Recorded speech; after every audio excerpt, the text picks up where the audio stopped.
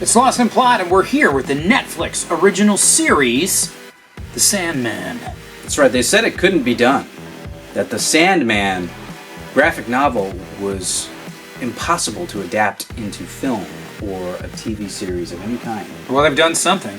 They've done something here. They've finally done it, and it's Netflix. Netflix, of all the content providers out there, Netflix has done it. So what is The Sandman?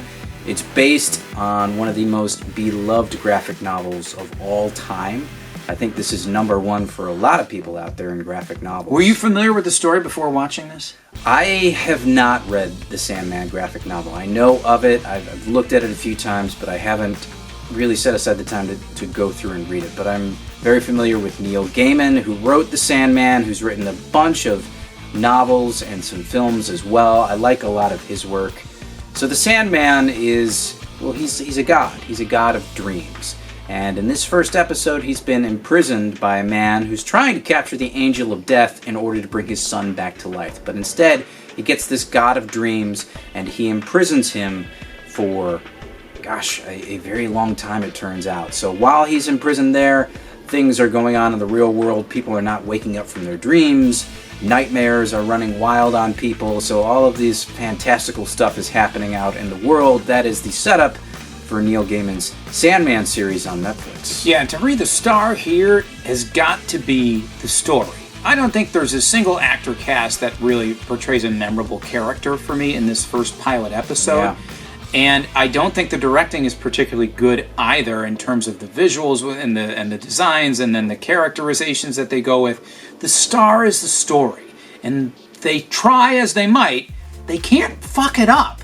It's amazing how much stuff happens in an hour and how easily you're able to follow it all. It's very intuitive, it's all very logical, it's very confined, and they imply so much of the world and so much of the story that I was kind of stunned at how much they packed into this first pilot episode. I agree, because the story is really the main set piece here. It's why you're watching the story of the Sandman, which is so beloved. That's what everyone cares about. And I liked the story too. I just wasn't thrilled with the way they did it. Specifically what you mentioned, the acting performances, the casting. Not great. The casting, which I've got to get into. And then the way it was directed. Now the casting is bizarre. And when you call out casting, you're immediately called a troll. Because you notice that this character from the source material should obviously be played by a man.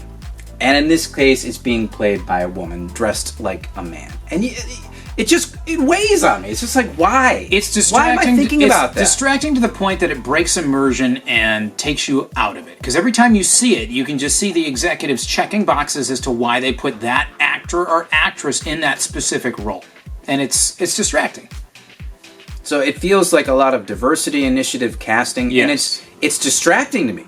Like, I can tolerate that for a little bit, but it just becomes distracting to your story. It's just like, why is this character like that? Should that mean anything in this fantastical world of dreams and everything else? Or am I just meant to, dismiss it and move on? Or am I just not to even notice at all? So it was a little bit bizarre for me. The performances, very uneven. Very uneven. There were some performances and actors that I thought were just really miscast or just plain bad, like you said. There were some good. Charles Dance was a good one. He plays the guy that's imprisoned the God of Dreams. The God of Dreams is good. He has this moody visage, and he's got a deep, mysterious voice. He does a good job. He's more about how he looks as opposed to anything that he does. His kind of ethereal nature as to how he goes back and forth. And he photographs well because it looks like a graphic novel. Yeah. A lot of the shots. But this was something I had pegged on my calendar for a long time. I was really excited to sit down and watch this. And I found myself by the end of the first episode just not caring. Did you have the same thing? No, I actually enjoyed it. To me, all the other bullshit could not bury what was too good of a story and too well written of a pilot episode. Neil Gaiman and David Goyer are super talented. And they did the teleplay for this. And they crafted an amazing pilot script. I think all the choices, most if not all, the choices sucked and the director should be fired because it's bad and it could be absolutely amazing. But they couldn't crap on the story. They shot what was written down. They took no liberties with it. And as long as they stuck to the script, everything kind of worked out for the most part. But yeah, they definitely... Somebody takes the woke paintbrush and starts kind of slapping at it here and there, and it's so obvious. It sticks out like a sore thumb. It takes you out of the entire experience. But as I said, for me, the story's too good. Yeah, it's one of those rare instances where the story and the script is good, but everything else is bad. Like, yes. I hated the way they did it, and I want to continue with the story and find out what happens more. But at the same time, I'm just like, no, it's going to be these assholes doing the same thing again, and I don't like the way they're interpreting it or showing me this stuff. So, you know, I'm split. I'm split about balancing and going on. So is this dead or alive for you? You know, it's alive for me because the story was so good. It's a 6 out of 10.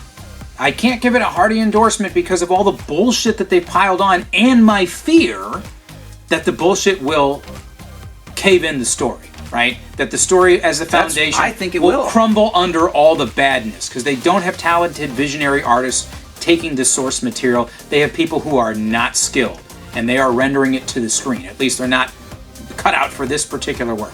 So that makes me pull back a little bit because I'm worried about the future of the series as to whether or not it will continue to meet the same bar as the pilot. Well, then we're splitting on this one because I have it dead. I have it dead at a 5 out of 10 for the reasons I said.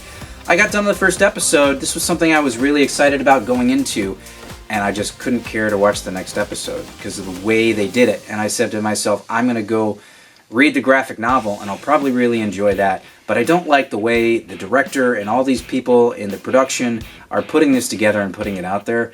I think it could be a lot cooler, a lot better than what we ultimately got. So we definitely agree it's flawed. Whether or not it's critically flawed, that is the question. Guys, if you have your own thoughts and opinions, leave them in the comment section down below. Like and subscribe. Check us out on Twitter, and we'll see you all on the next one.